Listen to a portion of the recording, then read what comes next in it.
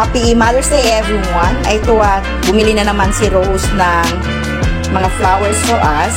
Utos ng aking mga children. Yung daw sunflowers ay sa akin. Tapos yung iba pa sa aking sister.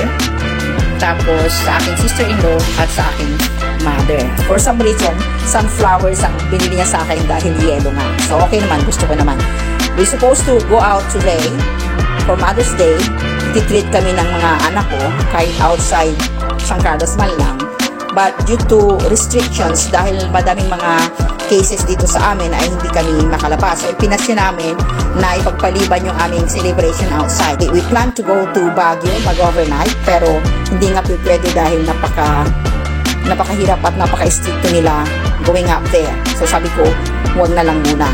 So let's see next week if we can go outside San Carlos. Mapunta kami sa saan yung plano natin? Sa Bulinaw. We go Bulinaw next week. So magiging post-Mother's Day celebration namin next week. Anyway, buong May pa naman yung Mother's Day at everyday is Mother's Day naman. So walang problema kung medyo malate yung aming celebration. Happy Mother's Day to all mothers out there.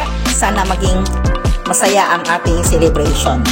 Lalong-lalo na mag-relax muna tayo kahit for this day man lang. Diba, it's Mother's Day naman. We have Jollibee delivery for Mother's Day from my son Roy. Thank you very much, Roy. Meron kaming pag merienda.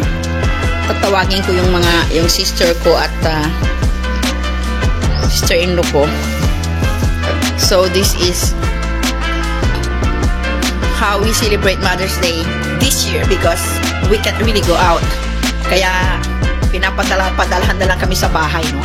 Si Lola parang natatakot silang lumabas-labas si Lola, but still lalabas kami in 2 weeks time lalabas kami.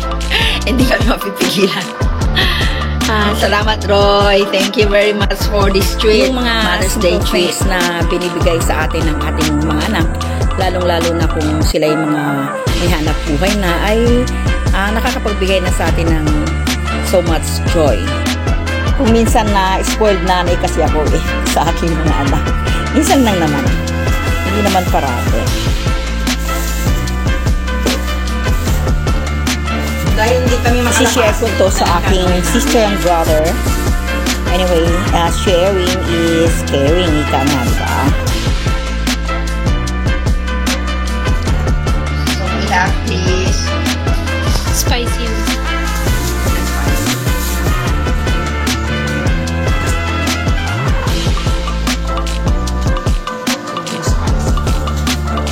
Jollibee combo.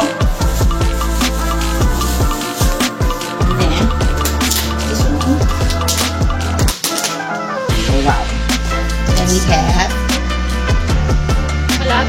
malabo.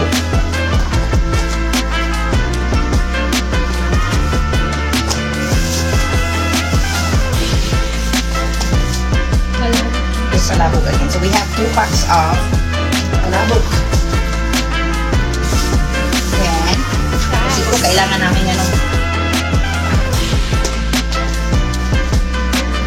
tapos meron kaming spaghetti. Siguro kailangan natin to.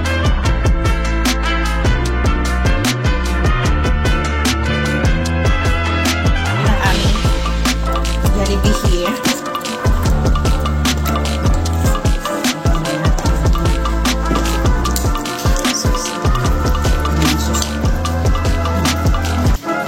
Inaantay ko lang yung sister ko at saka sister-in-law ko.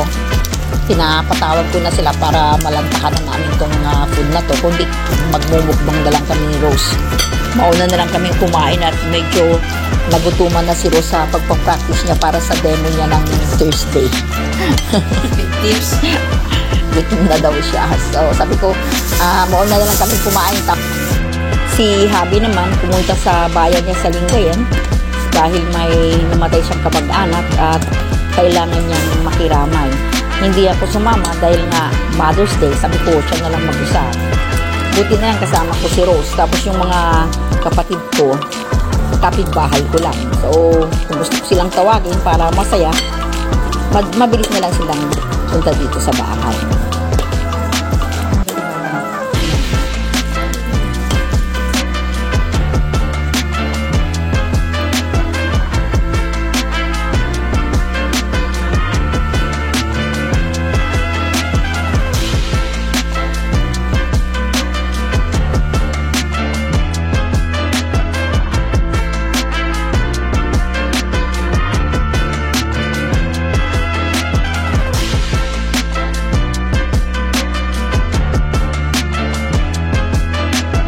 Pinapabuksan ko kay Rose yung kanyang mother's gift sa akin.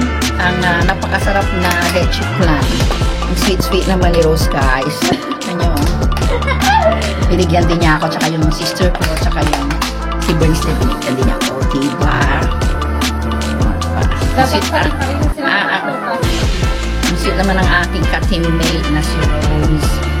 Meron din kaming leche flan. So, kakainin namin to. Panghimagas, dessert. Parang tayo ng konti. Yan, palit lang kasi hindi naman ako magkano. Bawal sa akin kasi ang matamis na matamis para hindi ako diabetes. Yan. Dessert namin.